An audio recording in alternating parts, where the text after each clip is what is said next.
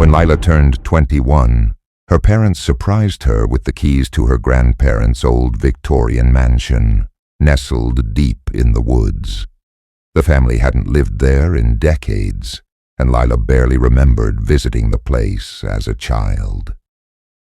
Her parents, oddly hesitant, told her it was hers now, along with a warning, "Don't go into the attic."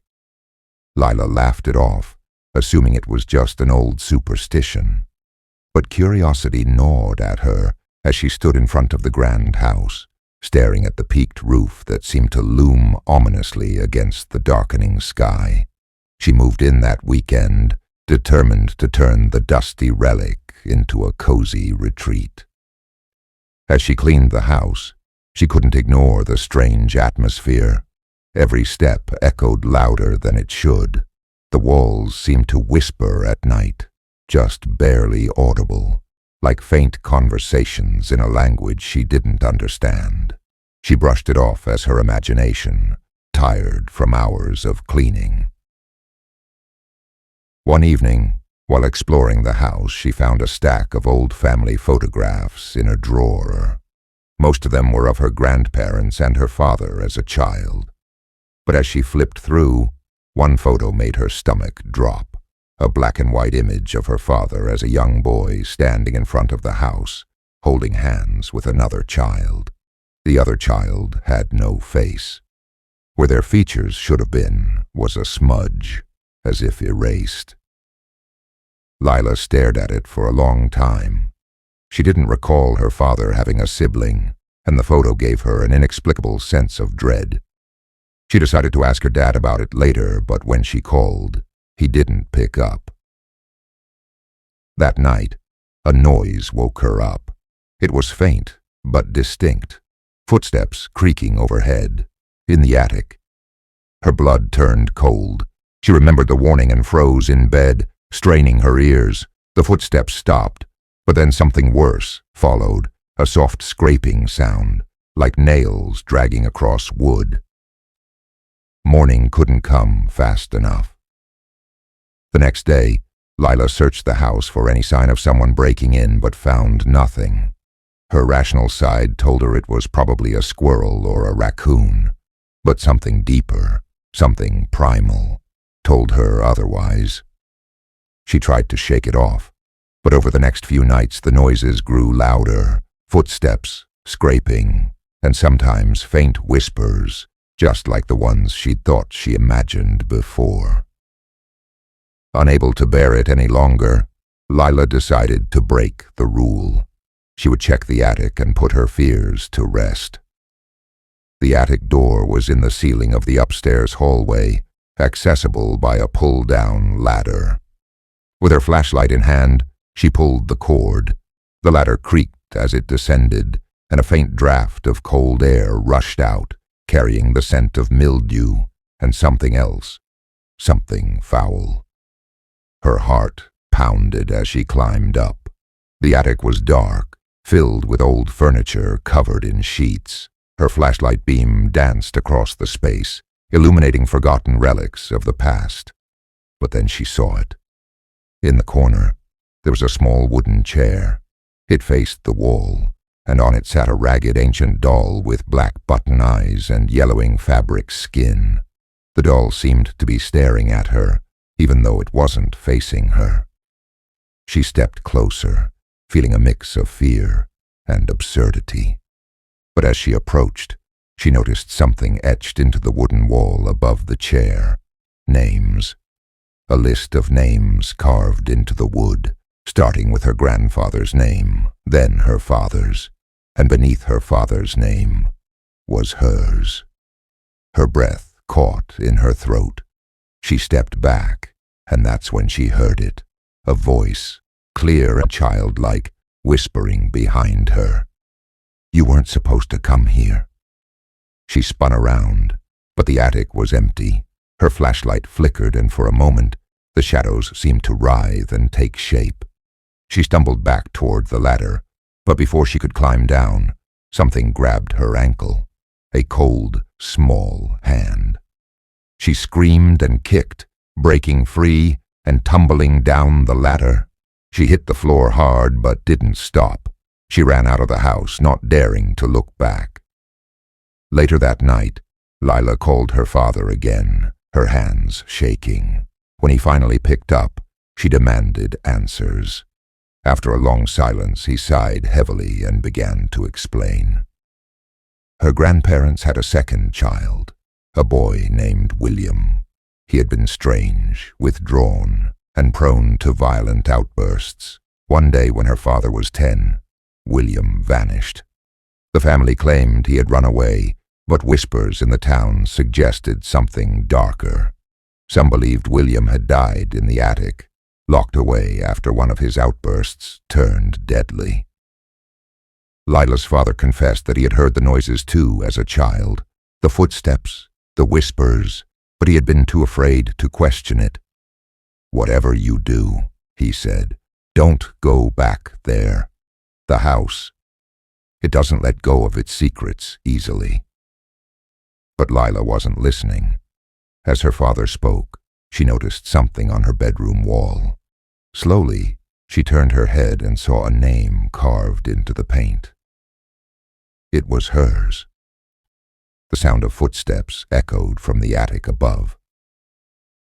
The sound of footsteps above her froze. Her father's voice on the phone was drowned out by the sudden intensity of her own heartbeat.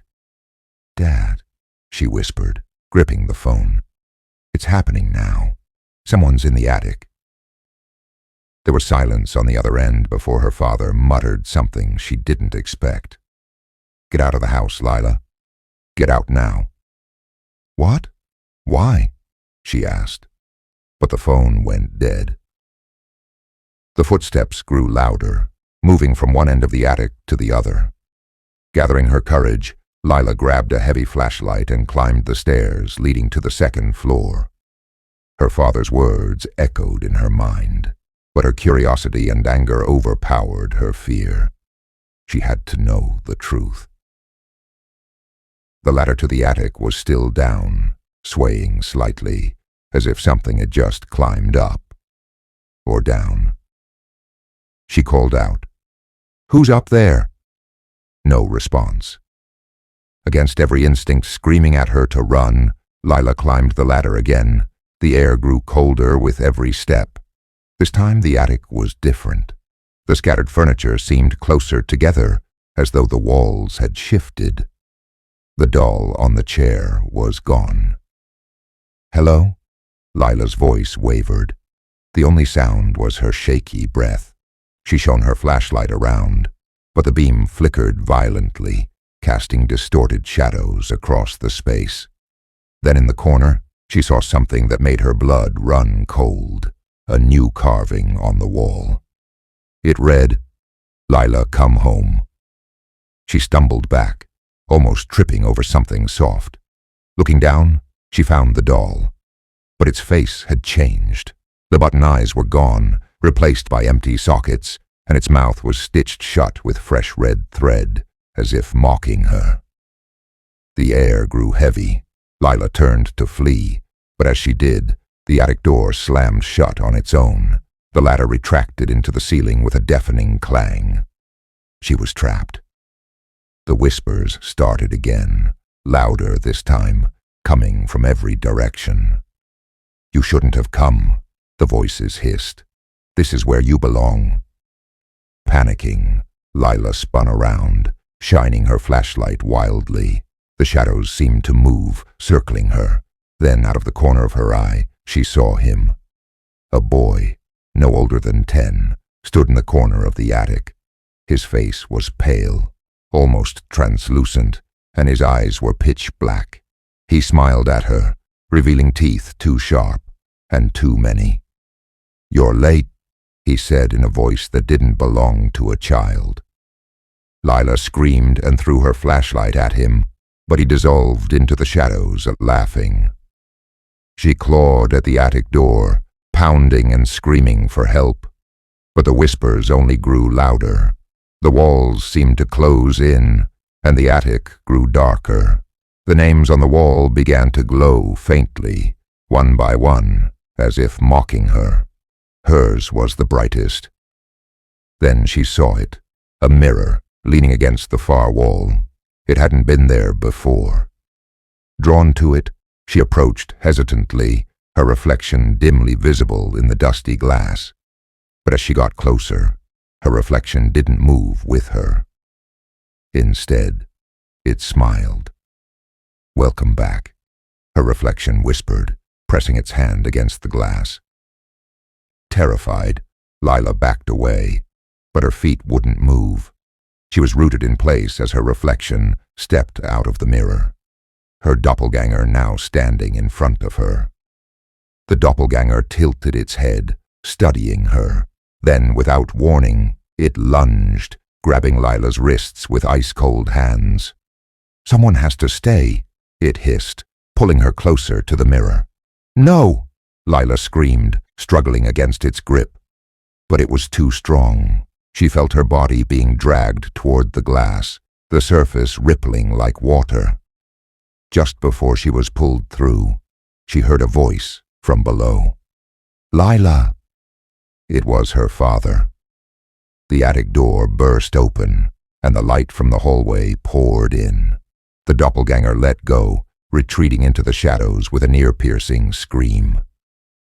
Lila collapsed to the floor as her father climbed up the ladder, grabbing her and pulling her out of the attic. They didn't stop running until they were outside. The house loomed behind them, silent and foreboding. Her father finally spoke, his face pale and lined with fear. "I should have told you the truth. This has happened before, to me, to my father. It's why we left the house." "What is it?" Lila asked, still trembling. Her father hesitated before answering. "It's the house itself. It keeps a piece of us, a shadow, a part of our soul, and it's been waiting for you." Lila looked back at the house, and for a moment she thought she saw her own face staring back at her from the attic window, smiling. But the nightmare wasn't over. 2 weeks later, Lila woke in her new apartment, far from the house. She had burned it down with her father's help, ensuring no one could ever live there again. But as she stepped into her bathroom, she froze. Carved into her bathroom mirror were the words, "You can't run." Behind her, the reflection of her doppelganger smiled. Lena had always felt a strange tension whenever she visited her grandparents' isolated farmhouse. The house, nestled deep in the woods, was built over 100 years ago, its walls holding generations of family memories and, it seemed, secrets. Her grandparents, while kind, were unnervingly quiet. It was as if the weight of something unspeakable loomed over them. One summer, Lena decided to spend a week at the farmhouse to work on a college project about her family's history. She thought it might be interesting to dig through the old family records and photos stored in the attic. But what started as curiosity soon unraveled a nightmare. On the second evening of her stay, Lena found herself drawn to a peculiar picture frame hanging in the living room. It contained a faded photograph of a family she didn't recognize, 2 adults and a boy who appeared about 8 years old. What was odd, though, was that the boy's face was scratched out, leaving deep gouges in the glass. "Who's in this photo?" Lena asked her grandmother as they sat at the kitchen table later that night. Her grandmother's hands trembled, spilling a bit of tea. "No one you need to worry about," she said, avoiding Lena's eyes. "It's just an old picture." Her grandfather, who rarely spoke, muttered something under his breath. Lena caught only one word: Ethan. That night, curiosity gnawed at her. Who was Ethan? Why was his face scratched out? Unable to sleep, Lena crept downstairs to examine the picture again. As she stared at it, she noticed something chilling. The scratches on the glass almost seemed intentional. as if someone was trying to erase the boy from existence. Feeling unnerved, she decided to search the attic for answers.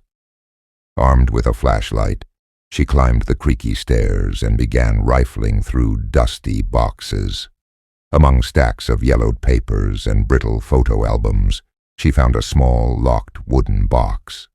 On its lid was carved a single name, Ethan. Her heart raced as she pried it open with a rusty nail.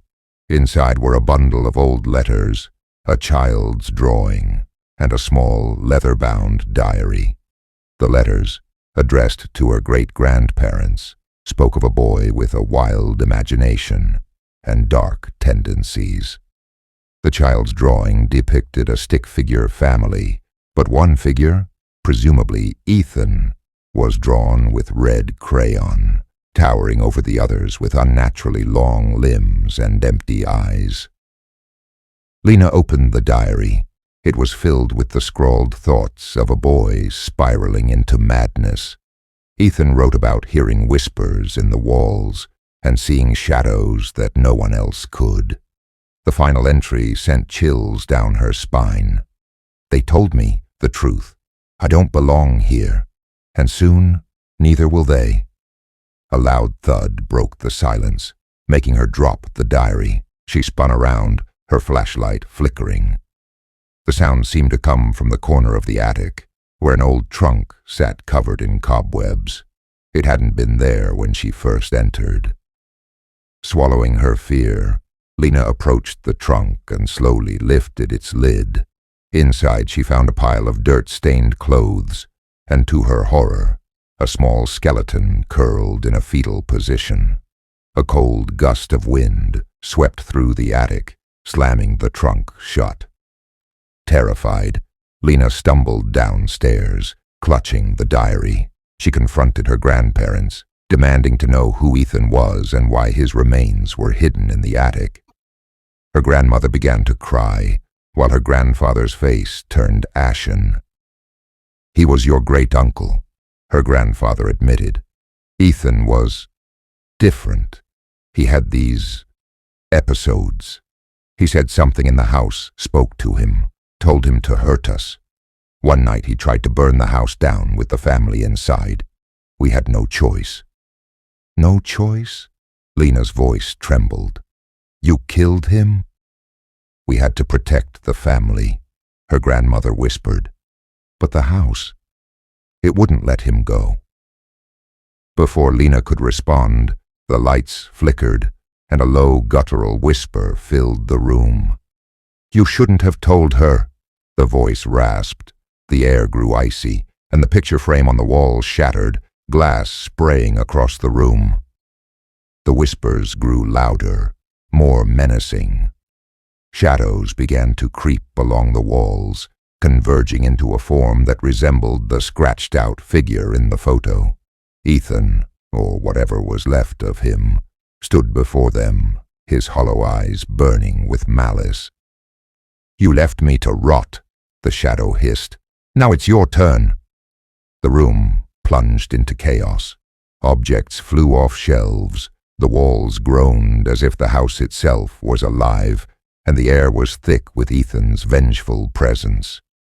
Lena grabbed her grandparents and ran outside, barely escaping as the house erupted into flames. They watched in silence as the fire consumed the farmhouse, but as the last of the structure crumbled, Lena noticed something horrifying. In the glow of the embers, she saw the shadowy figure of Ethan standing in the distance, staring at her with those empty eyes. And then he smiled. As the farmhouse burned to the ground, Lena couldn't take her eyes off the shadowy figure of Ethan in the distance. His smile wasn't one of joy or reunion. It was predatory, full of malice, as if he knew something she didn't. And then, just as suddenly as he appeared, he was gone, swallowed by the darkness. Her grandparents stood silently beside her, their faces pale and drawn. They seemed almost relieved, as if the fire had freed them from years of torment. but Lena couldn't shake the feeling that something was wrong. A week later, Lena returned to her small apartment in the city, hoping to leave the horrors of the farmhouse behind. She told herself it was all over. The house was gone, the secrets destroyed, and Ethan, whatever he had become, was bound to the ashes of that cursed place. But strange things began happening almost immediately. It started small. Her belongings weren't where she'd left them.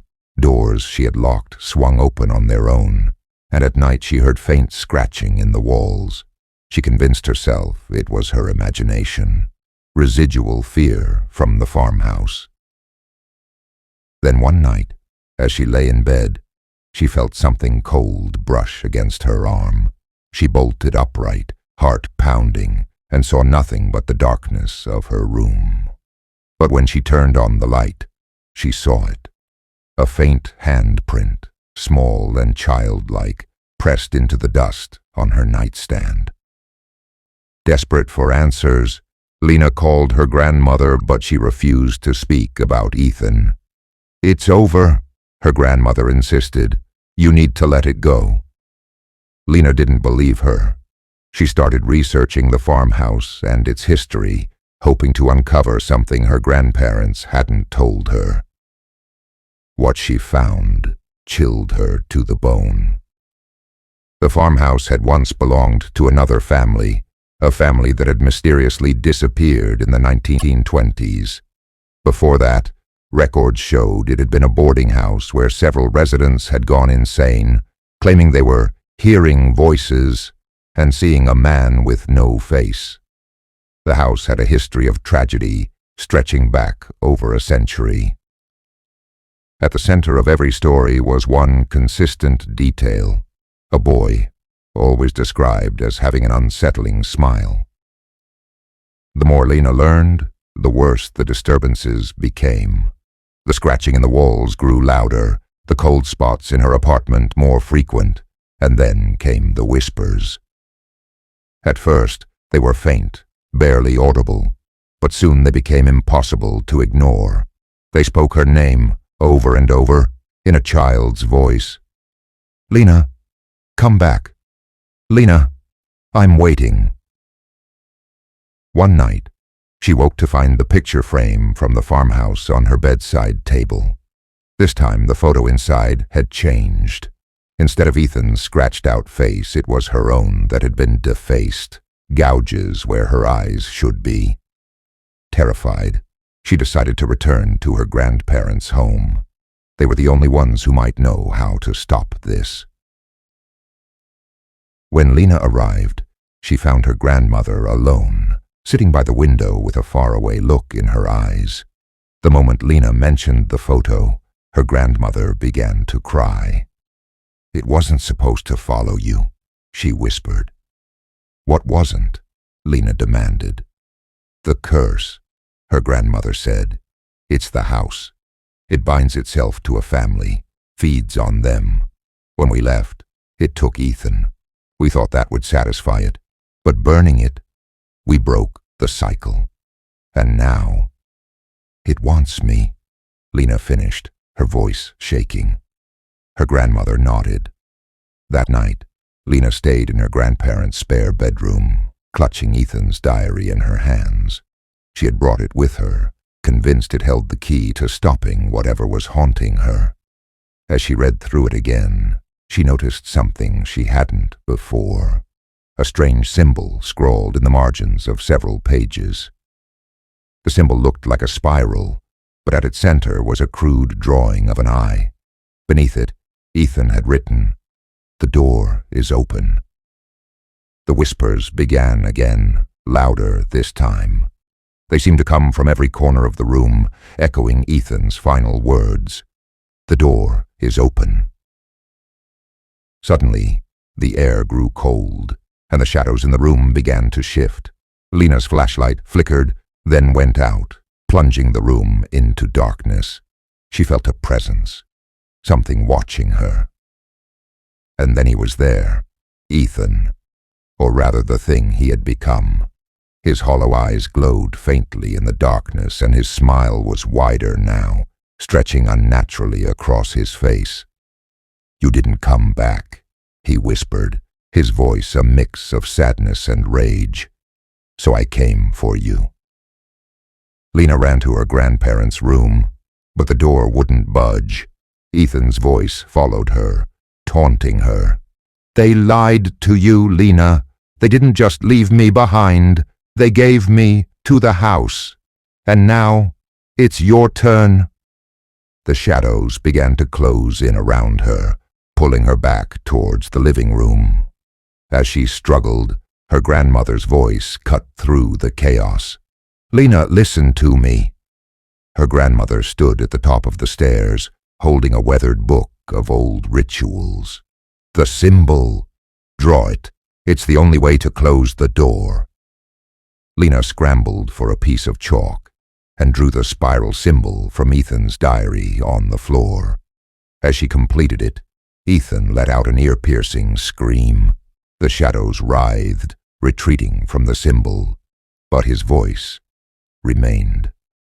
"You can't stop it," he hissed. "The house is still hungry. It always will be." The ritual seemed to work. The whispers stopped, the air grew still, and Ethan's shadow vanished. Lena and her grandmother embraced, both trembling with relief. But as they sat together, Lena noticed something strange. Her grandmother's reflection in the nearby mirror didn't match her movements. Instead, it stood perfectly still, its hollow eyes staring back at Lena. And then it smiled. The Miller family had always been close-knit. John, his wife Clara, and their teenage daughter, Lila. They shared everything, or so Lila thought, until they moved into the old family estate in Hollow Creek. The house had belonged to John's estranged parents, who had mysteriously disappeared a decade earlier. Despite its eerie reputation in the small town, John insisted it was time to reclaim his family's legacy. From the moment they arrived, the house felt wrong. The air was cold, even on warm days, and the wooden floors groaned as if the house itself was alive. Lila's room was particularly unsettling, a dim, drafty space with peeling wallpaper and a peculiar smell she couldn't place. But the family tried to make the best of it, brushing off the strange atmosphere as mere adjustment jitters. The first night, Lila was awakened by the sound of whispers. They were faint but unmistakable, echoing as if coming from the walls themselves. She strained to listen, her heart pounding, but could only catch fragments of words. She doesn't know. Yet. Convinced it was her parents talking downstairs, Lila crept out of her room. The house was silent, the shadows stretching unnaturally along the walls. When she confronted her parents the next morning, they exchanged uneasy glances. John dismissed her concerns, saying the house was old and likely had creaky pipes. But Clara seemed on edge, her eyes darting around the room as if she feared something might overhear. A few days later, Lila stumbled upon an old photo album tucked away in the attic. The pictures were of her father's childhood, but one photo stood out.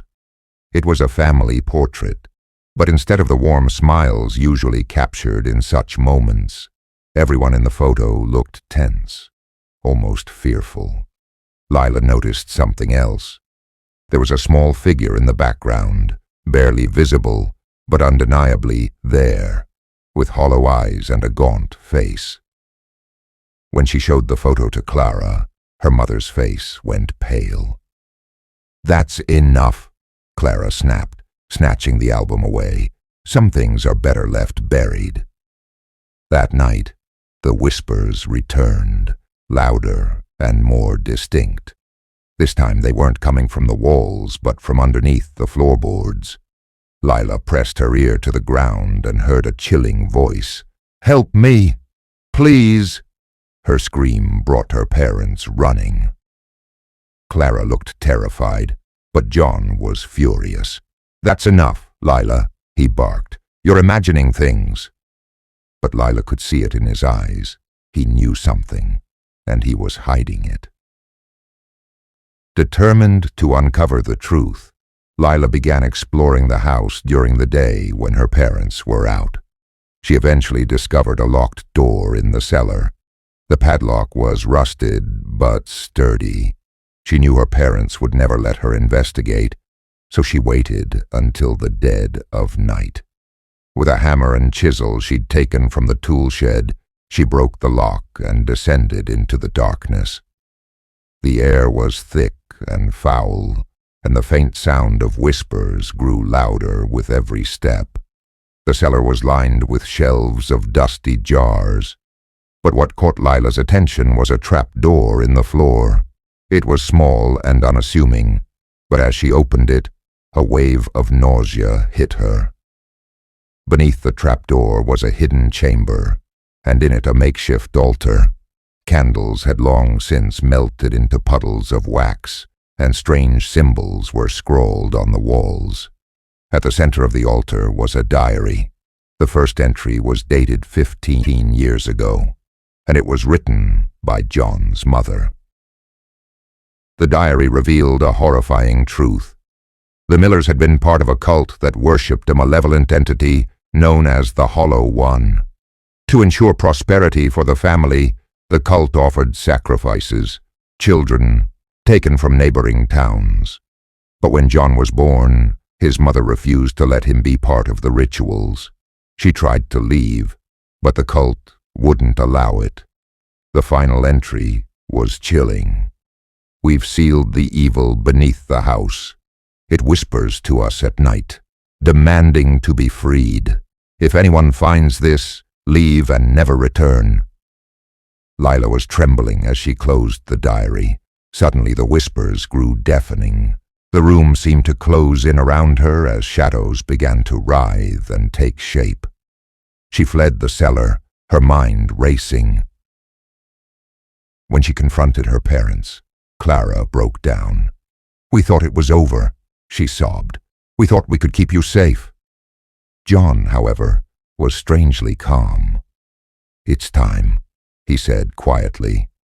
"The Hollow One has chosen." Lila realized with horror what her father meant. The sacrifices weren't just a part of the past. They were ongoing. The cult had never disbanded, and now it was her turn. Clara tried to stop John, but he overpowered her, dragging Lila toward the cellar. As they descended, Lila fought desperately, knocking over jars and shelves in her struggle. One jar shattered, revealing a strange powder that burst into flames upon contact with the air. The fire spread quickly, engulfing the room in seconds. Lila managed to break free and ran upstairs, dragging her mother with her. John, however, stayed behind, shouting, "You can't escape. The Hollow One will find you." The last thing Lila saw before the house collapsed was her father consumed by flames, his face twisted in a mix of rage and ecstasy. Lila and Clara survived, but they were forever changed. The fire was ruled an accident, and no one believed their story about the cult or the entity. But Lila knew the truth. She could still hear the whispers sometimes, faint and distant, reminding her that the Hollow One was not gone, only waiting. Certainly. Let's continue the story after the supposed ending and add more layers of suspense and twists. Months passed after the fire, but Lila could not escape the memories or the whispers.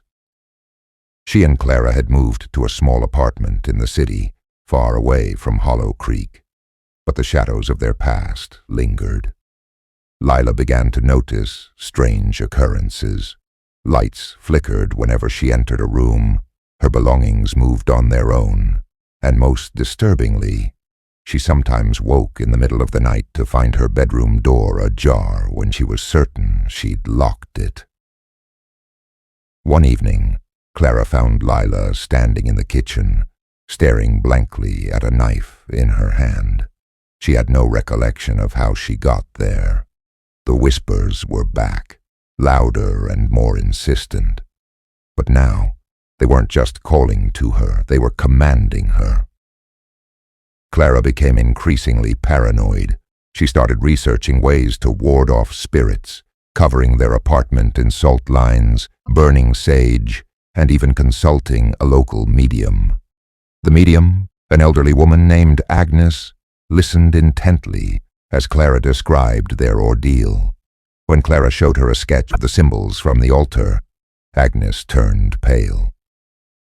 "These symbols are a binding spell," Agnes said.